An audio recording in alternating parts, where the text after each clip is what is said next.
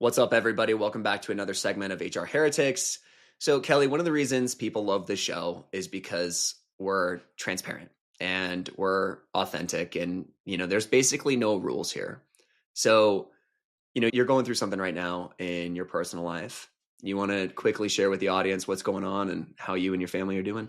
Yeah, no, totally. I think this is really, first of all, it's helpful to talk about. It's good. So, second, we did start this show to tell the truth and talk about the hard shit. And that's not just about work. It is when things happen in life and a huge kind of wrecking ball comes in and hits you from the side and things just kind of scatter all over the place, So honestly, Nolan, it was crazy. It was like 4 weeks to the day. It was February 24th, 4 weeks ago. I got a call that my mom was going to the hospital, 911 to her house, because she couldn't really walk, was malnourished, was just kind of, not great. And this is someone who is like more intense than me, right? She makes me look like Buddha. She makes me look like literally Buddha. Very independent, active, all the things. Anyway, goes into Sequoia Hospital in Redwood City here in California, has a fractured pelvis. Gets, the x-ray, fractured pelvis. Like, no wonder you can't, and then gets a CT scan and finds like a 3-inch mass in the pelvic bone. And they're like, ooh, this probably contributed to the fracture, if not a fall, maybe both. Ends up getting a CT of everywhere, 2 days later. We're waiting to get discharged. Oncologist walks in and basically just drops a bomb that we've got a mastitized stage 4 lung cancer that is now in 4 places. And this is someone who's never smoked a day in her life. So, Yeah. You know what I mean? It's just kind of like boom. And so all of a sudden you have this infiltration in our family, Hillary and myself, the boys, and it's just like, oh my God, this just took over, and you just become numb. Yeah. And I mean, you have a lot going on, right, Kelli? Like, these are the things that you don't plan for. Yeah. That life just takes over, right? You're running a successful business. You're doing a fractional gig right now. You're meeting with me multiple times a week to do this shit. And then this thing sideswipes you.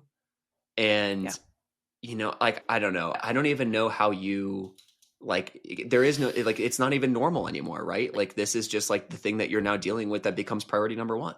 Yeah. Yeah. And I know a lot of us have had to deal with it. But yeah, people asked even before this, like, how do you do all this stuff anyway? And you literally become the parent, like, overnight.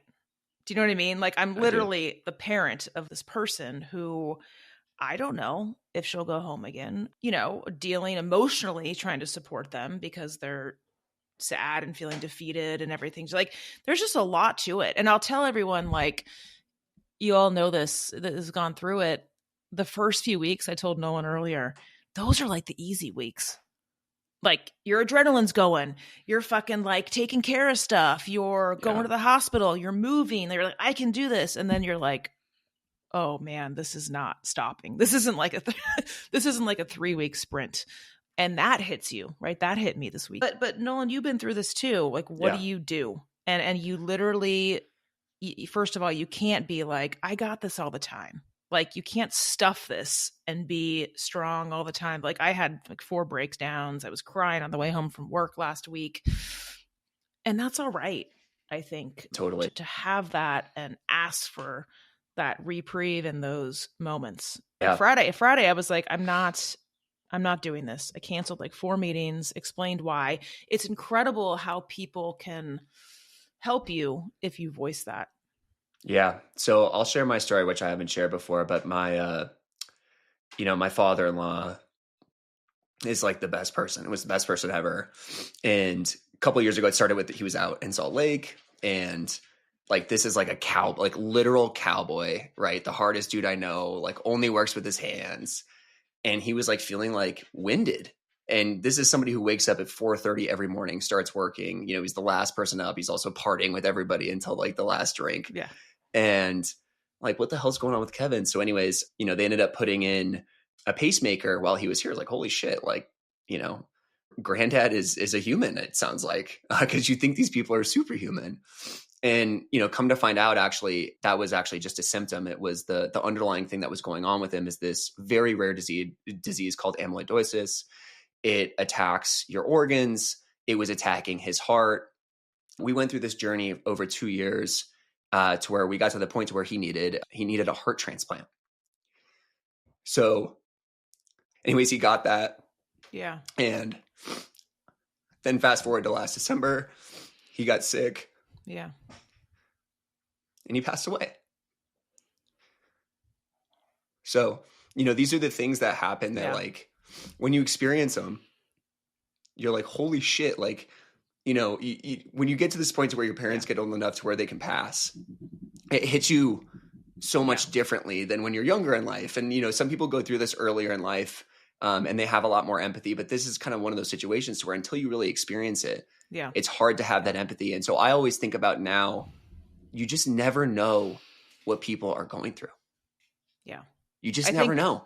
And especially people like us, Kelly, like we're high achievers, like we and we're both, by the way, we're both like crying on this show right now. So just want to, like, Nolan and I are the most hard ass people. We're like crying on this show, but you are completely correct. And I've tried to be better about that in the past, like 5 years, a few years is you don't know what's going on. It doesn't have to be a parent dying or it could be a little thing, but someone could be really struggling. I mean, we're all struggling in some way. And so I don't know. I've just tried to be a little bit kinder, kind of assuming good intent, which can be hard to do, especially in this industry, in this area.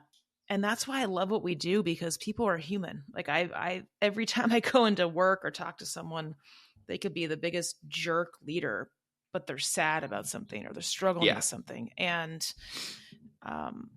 it's been really helpful. And I think the other thing that I've, learned is it's actually okay not to have a fucking answer or a positive comment. Like sometimes it just sucks and it is what it is. And you do the best you can. It doesn't always have to be the best.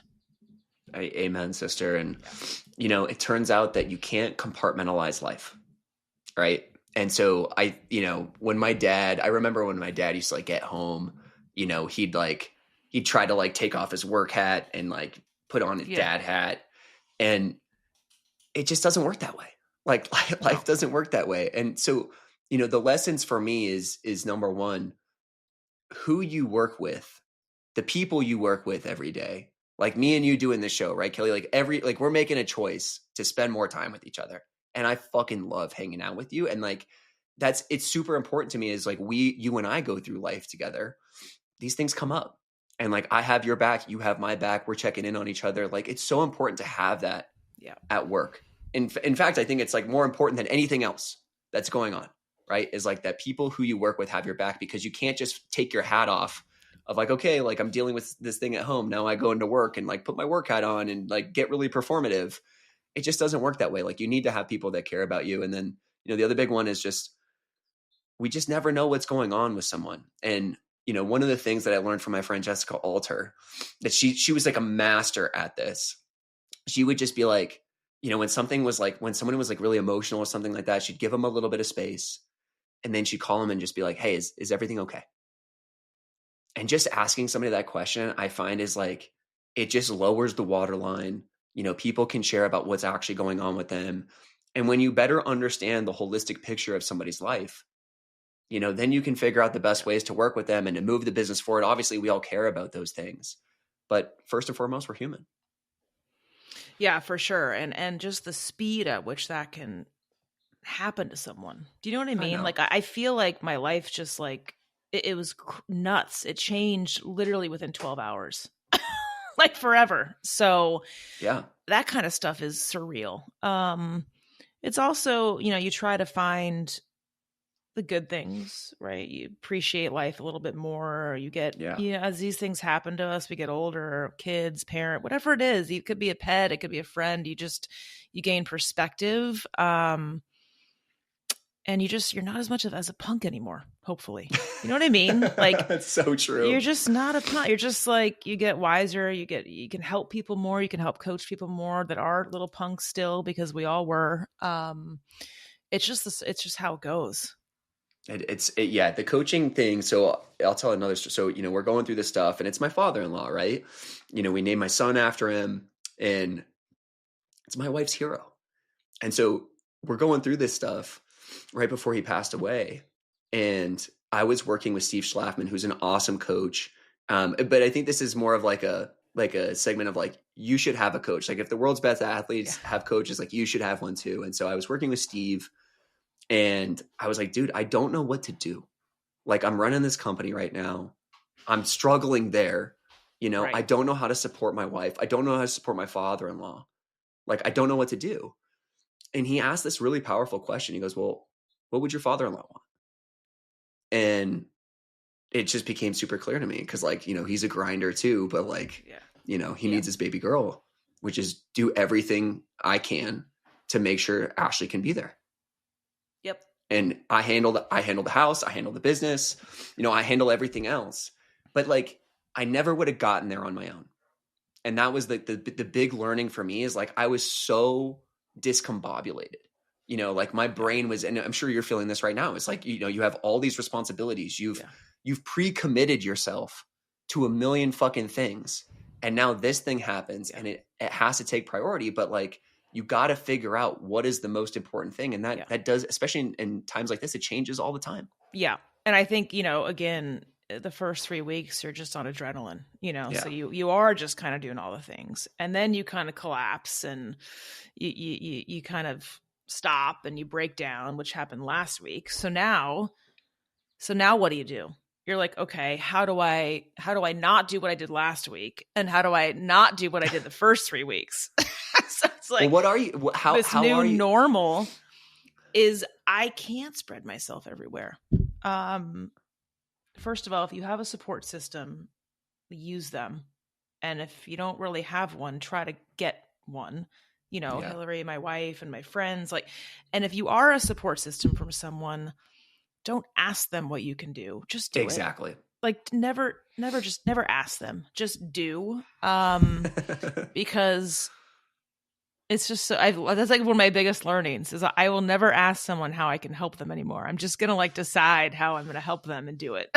Just like so it's one less thing to think about is answering too many decisions. Too many decisions. And that's what happened to me last week. I think it was 4 p.m. I was at Quizlet and I just kind of that witching hour anyway. And I just kind of shut my laptop. The brain shut off. I was just staring at the conference room wall and I had 8 things going on. And that was the breakdown day where I'm like, okay, I can't actually hold all of this.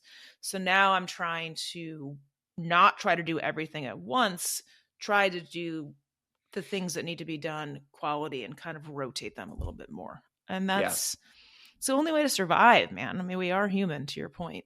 Yeah. I used to get really awkward when something like this would happen to someone else. And part of the reason why is because I hadn't really experienced it. And then when I did, I had the exact same learning. Like my wife and I had the exact same learning, which is don't fucking ask me what you can do. Just do something or don't ping me. It's like another to do. We just have, we got 2 kids, we got fucking jobs. We got so much shit going on. And then we got this, this family health crisis, which all of us will ultimately end up dealing with in some way, shape or form. And so I learned from my neighbor. My neighbors just rock.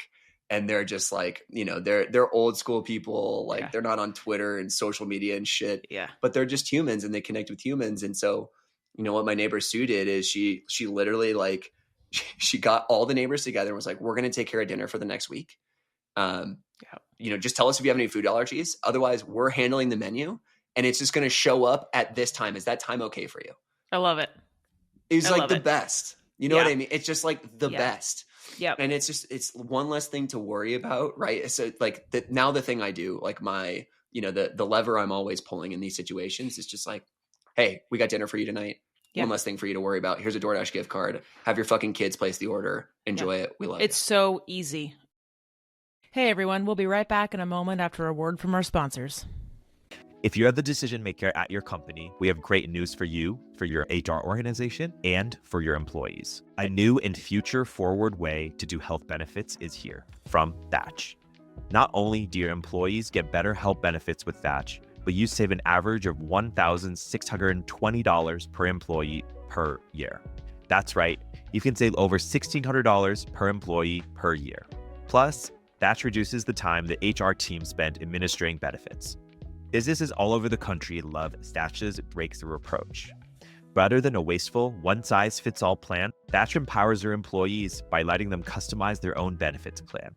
You save money and time while providing employees with better health benefits, which works better for everyone. Book a demo with Thatch and we'll send you a $100 gift card. Visit thatch.ai/HR to book a demo for your gift card. That's thatch.ai/HR.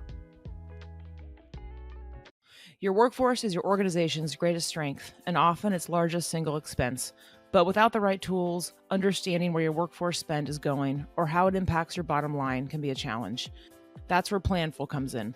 With Planful, HR and finance teams get the clarity they need to make smarter workforce decisions, gain real-time visibility into workforce fluctuations, forecast with confidence, and adjust talent acquisition plans collaboratively based on costs today and into the future. No more guesswork, just data-driven insights to help you plan with accuracy. And the best part, Planful is fast and easy to implement, so you can be up and running in weeks, not months, with minimal IT support. Plus, as your company grows, Planful grows with you, providing endless runway for strategic workforce planning at any scale. Ready to take your workforce planning to the next level? Join over 1,500 organizations already using Planful. Visit planful.com/heretics to learn more.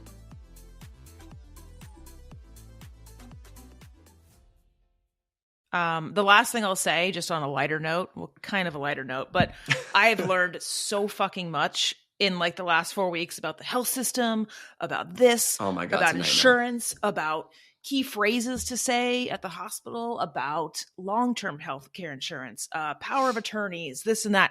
If you have any fucking questions on this, I am like an MBA on this now. Don't ping her now. Yeah, don't ping her now. Yeah, please don't ping me now. In 4 weeks, it has been incredible what we, have learned about this. Yeah. And a lot of us in tech, a lot of us that are moving fast, a lot of us that are high achievers, that's like the last thing that we think about. And I'm like, do not put that last. Like, take care of that because it's a big stress. So, on the like healthcare learning thing is like what we learned is that you need an advocate who is there and on all the time, who is at your IQ level, right? Totally. Because if you say what this is what happened is that doctor would come in, talk to dad, mom would be in there. Mom's super emotional. She's like going through a bunch of shit right now. She's trying to think about like her life. And doctor like says something of like, this is what we're going to do as the next step. And mom's just like, great, like, let's do it. And then we get the call and I'm like, hold on a goddamn minute. Like, what about these 5 things, right? How are we thinking about those? How are you have to advocate for yourself. We live in the US. I think candidly, this is probably now a global issue is like, sometimes questions we ask, they haven't thought of. And like, this is where ChatGPT, like I'm putting fucking everything through ChatGPT now for my own shit, right? Like I get blood drawn, I throw it through ChatGPT and I say like, hey, this is how I've been feeling. This is what's going on with me. What do you think? Like, what's going on here? And so like, it takes time and bandwidth that you otherwise don't have though. And so that's when I went through like my regret minimization framework and like, what am I going to regret later on in life was like, I need to free up my wife. She needs to just be, she was there for 3 weeks.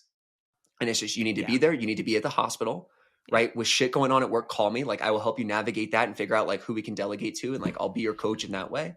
But like, she needed to be there to advocate for her dad. Yep. Yeah. The peace of mind with the ability to focus, whatever that is at that moment, has been extremely helpful. Versus, trying to take a meeting at the hospital and all this bullshit. No. Like it's just crazy. And so I appreciate talking about this. I think, for a couple of reasons. One, this shit happens. It doesn't have to be this, intense, but small stuff, big stuff happens all the time. And we have to talk about it because it impacts us. It impacts how you show up at work. It impacts what you think is important. And I don't think it's talked about enough. And I think we're getting somewhere with it, but I appreciate us talking about this.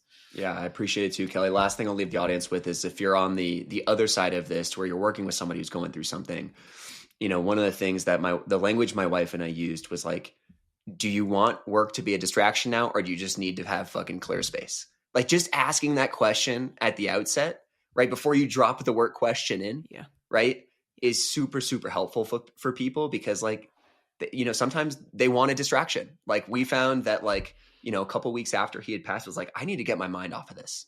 Like, I need to start doing like other things. And that was really helpful. But then there was like moments where it's like, hey, I just need like a little bit of blank space right now, because like I'm going through some shit. So Kelly, I love you. You too, I'm sorry you're going through this, but I want you to know that I have your back. You have a big community of people that love you, and I'm praying for your mom. Yeah. Thanks, everyone. We'll get through it together. I must admit, I used to believe that AI didn't actually exist in recruiting or HR. That is until my friend Heather Doche, who leads talent at Signalfire, told me to check out Metaview.